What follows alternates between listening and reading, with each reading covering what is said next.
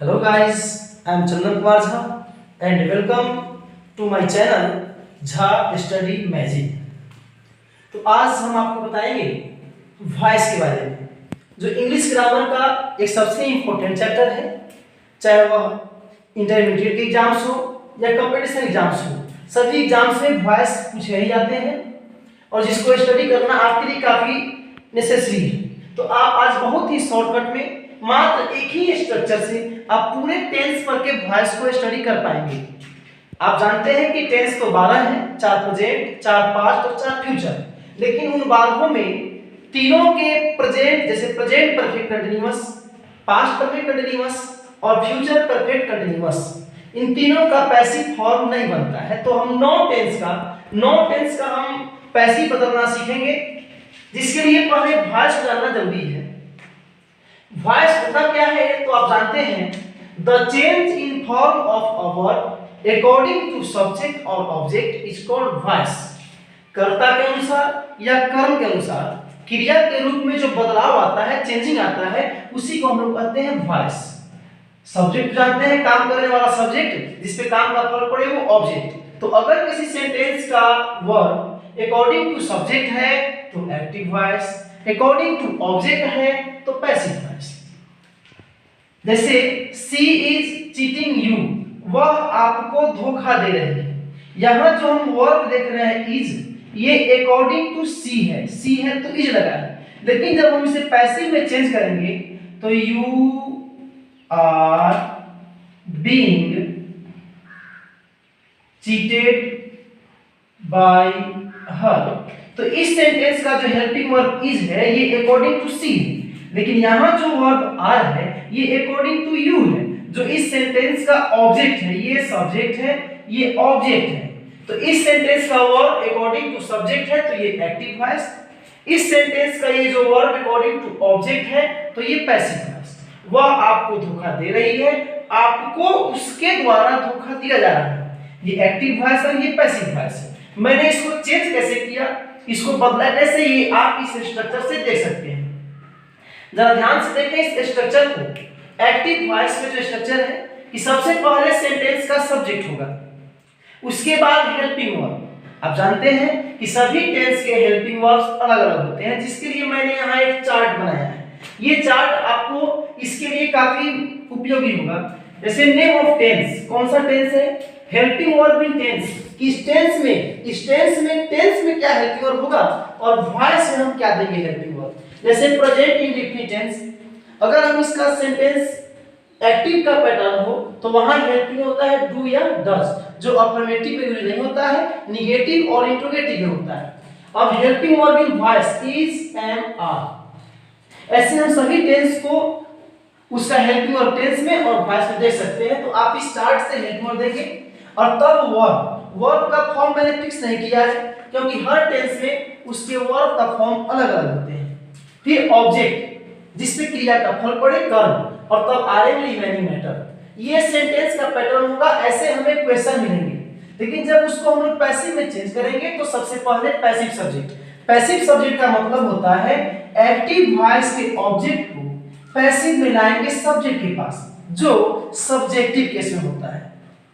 और ये subjective case आप केस में ऑलरेडी पढ़ चुके हैं। जैसे अगर ऑब्जेक्ट के पास मी हो तो वह मी आकर यहाँ आई बन जाएगा, अगर ही हो, हिम हो तो यहाँ ही बन जाएगा, अगर यू हो तो यू का सब्जेक्टिव ऑब्जेक्टिव दोनों यू ही होता है, अगर हर हो तो यहाँ सी बन जाएगा, अगर देम हो तो दे बन जाएगा, अगर अस हो तो वी बन जाएगा। ऐसे अगर नाउन हो तो नाउन के केस चेंज नहीं होते हैं। और तब आप देंगे हेल्पिंग वर्ब। जरूरी नहीं कि यहाँ जो हेल्पिंग वर्ब है सेम टू सेम उसको यहाँ डाल दें, ऐसा नहीं है। यहाँ जो हेल्पिंग वर्ब है ये अकॉर्डिंग टू टेंस है, ये एक्टिव वॉइस है, और यहाँ जो हेल्पिंग वर्ब होगा वो पैसिव का होगा। अगर प्रेजेंट इंडेफिनिट है तो अगर यहाँ हेल्पिंग वर्ब डू डज है तो यहाँ पे इज या एम या आर ही आएगा। आप ध्यान देंगे कि यहाँ हेल्पिंग वर्ब टेंस के अनुसार और यहाँ हेल्पिंग वर्ब उसी टेंस के पैसिव फॉर्म यानी वॉइस के अनुसार देंगे। तब यहाँ वर्ब का जो भी रूप हो, V1 हो, V2 हो, V3 हो, V4, V5, यहाँ हम वर्ब का V3 फॉर्म मिलेंगे। तब प्रयोग करेंगे बाई का। और कुछ ऐसे भी वर्ब्स होते हैं जहां हम बाई का प्रयोग नहीं भी करते हैं, जैसे क्लासीफाई हो, सेटिस्फाई हो, तो उसमें हम लोग विद का प्रयोग करेंगे। इंटरेस्ट हो तो इन का प्रयोग करेंगे, और अगर नो हो तो टू का प्रयोग करेंगे। ये सब बातें आप डीपली प्रीपोजिशन में पढ़ पाएंगे। और फिर एजेंट, एजेंट का मतलब होता है कि एक्टिव वॉइस के सब्जेक्ट को पैसिव में हम लाएंगे ऑब्जेक्ट के पास। जो ऑब्जेक्टिव केस में होगा उसे हम एजेंट कहेंगे। यानी पैसिव, एक्टिव वॉइस और पैसिव वॉइस में ऑब्जेक्ट को लाएंगे सब्जेक्ट के पास तो सब्जेक्टिव केस में इसे बोलेंगे पैसिव सब्जेक्ट, और सब्जेक्ट को लाएंगे ऑब्जेक्ट के पास तो ऑब्जेक्टिव केस में इसे बोलेंगे हम लोग एजेंट। जैसे मैंने आपको कहा कि अगर यहाँ पे मी हो तो यहाँ आई बनेगा, ठीक इसका अपोजिट अगर यहाँ पे आई हो तो यहाँ आकर मी बनेगा, अगर यहाँ पे अस हो तो यहाँ आकर वी बनेगा, और अगर यहाँ पे वी हो तो यहाँ पे आकर के अस बनेगा। ये तो आप समझ गए। जरा इसको हम फिर से डील करते हैं। जैसे आपने एक एग्जांपल दिया है शी इज चीटिंग यू। अब ये सेंटेंस किस टेंस का है ये आप ऑलरेडी पहचान सकते हैं क्योंकि आप टाइम एंड टेंस पढ़ चुके हैं। आप देख रहे हैं शी सब्जेक्ट है, इज हेल्पिंग वर्ब है, चीटिंग चीट का V4 है, यू ऑब्जेक्ट है। तो इज या एम या आर प्लस V4 ये कौन सा टेंस हुआ? ये प्रेजेंट इम्परफेक्ट है। तो प्रेजेंट इम्परफेक्ट का हो या मैंने कहा किसी भी टेंस का सेंटेंस हो, जब पैसिव बनाएंगे तो आप जरा मैच कीजिए। Subject she, helping verb is, verb का चौथा form cheating, object you, are नहीं है। इसको जब हम पैसिव फॉर्म देंगे तो पहले पैसिव सब्जेक्ट, जिसके बारे में मैंने कहा कि एक्टिव वॉइस के ऑब्जेक्ट को पैसिव में लाएंगे सब्जेक्ट के पास जो सब्जेक्टिव केस में होता है। तो यू को लाएंगे तो यू का सब्जेक्टिव भी यू, ऑब्जेक्टिव भी यू। अब आपने यहाँ हेल्पिंग वर्ब लिया है इस, लेकिन यहाँ जो हेल्पिंग वर्ब होगा ये इसके टेंस के अनुसार होगा। तो ये है प्रेजेंट इम्परफेक्ट, आप चेंज कर रहे हैं पैसिव में, तो प्रेजेंट इम्परफेक्ट टेंस का हेल्पिंग वर्ब पैसिव में क्या होगा? इज या एम या आर प्लस बीइंग।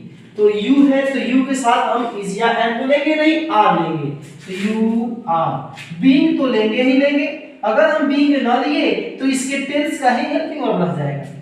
फिर लेंगे हम V3, तो चीट का V3 क्या होगा? चीटेड होगा। फिर हम प्रयोग करेंगे बाई का, और तब प्रयोग करेंगे एजेंट का। एजेंट का मतलब होता है कि एक्टिव वॉइस के सब्जेक्ट को पैसिव में लेकर आ जाए ऑब्जेक्ट के पास जो ऑब्जेक्टिव केस में होगा। तो सब्जेक्ट सी है, सी को लाएंगे तो सी का ऑब्जेक्टिव केस क्या होता है? हर होता है। जरा इसकी हिंदी के लिए अगर चले तो सी इज चीटिंग यू, वह आपको धोखा दे रही है, और you are being cheated by her, आपको उसके द्वारा धोखा दिया जा रहा है। आपको उसके द्वारा या उसके द्वारा आपको धोखा दिया जा रहा है। कैसे मैंने बदला आप फिर से दे सकते हैं। पहले पैसिव सब्जेक्ट तो मैंने ऑब्जेक्ट को लाया सब्जेक्ट के पास जो सब्जेक्टिव केस में, फिर हेल्पिंग वर्ब तो मैंने इस प्रेजेंट इम्परफेक्ट टेंस के पैसिव वॉइस में हेल्पिंग वर्ब इज या एम या आर प्लस बीइंग से लिया, तो यू में आर बीइंग को लेंगे। फिर V3 तो चीट का V3 चीटेड हुआ, फिर बाय का प्रयोग कर दिए, और तब एजेंट यानी यू सी को लाएंगे तो सी का ऑब्जेक्टिव केस हर होगा। आप कुछ और भी एग्जांपल्स ले सकते हैं, जैसे I called them, I called them, मैंने उन लोगों को बुलवाया, मैंने उन लोगों को बुलाया, सॉरी बुलाया नहीं बुलाया। इसको हम चेंज करेंगे पैसिव में। तो आप सबसे पहले सेंटेंस को समझिए। सबसे पहले देखिए सब्जेक्ट के रूप में आई है, यहाँ हेल्पिंग और नहीं, डायरेक्ट वर्ब का V2, कॉल का V2, कॉल नहीं, और तब ऑब्जेक्ट देम है। तो आप जानते हैं कि दो टेंस ऐसे होते हैं, प्रेजेंट इंडेफिनिट और पास्ट इंडेफिनिट, जिसके अफर्मेटिव में हेल्पिंग वर्ब नहीं होते हैं। जैसे ये है आई कॉल्ड देम, तो ये पास्ट इंडेफिनिट है। जब इसको हम पैसिव में चेंज करेंगे तो सबसे पहले पैसिव सब्जेक्ट यानी एक्टिव वॉइस के ऑब्जेक्ट को पैसिव में लाएंगे सब्जेक्ट के पास जो सब्जेक्टिव केस में होगा। तो देम को लाएंगे तो देम का सब्जेक्टिव क्या होगा? दे होगा। अब हेल्पिंग हुआ तो ये पास्ट इंडेफिनिट टेंस है, जिस यहाँ हेल्प तो नहीं है लेकिन हम देंगे, यानी वॉइस में वाज या वर, तो दे है तो वर लगेगा। फिर लेंगे हम लोग V3, तो वर्ब देख रहे हैं आप, कॉल है, कॉल का V2 भी कॉल और V3 भी कॉल। अब प्रयोग करेंगे बाई का, और तब प्रयोग करेंगे एजेंट। एजेंट का मतलब कि सब्जेक्ट को लाएंगे ऑब्जेक्ट के पास जो ऑब्जेक्टिव केस में होगा, तो आई को लाएंगे तो आई का ऑब्जेक्टिव मी हो जाएगा। यानी उन लोगों को मेरे द्वारा बुलाया गया। That's all. और अधिक जानकारी के लिए आप मेरे व्हाट्सएप नंबर 8757345438 पे कांटेक्ट कर सकते हैं और अपना नंबर भी मैसेज कर सकते हैं और हमारे स्टडी ग्रुप से आप जुड़ भी सकते हैं।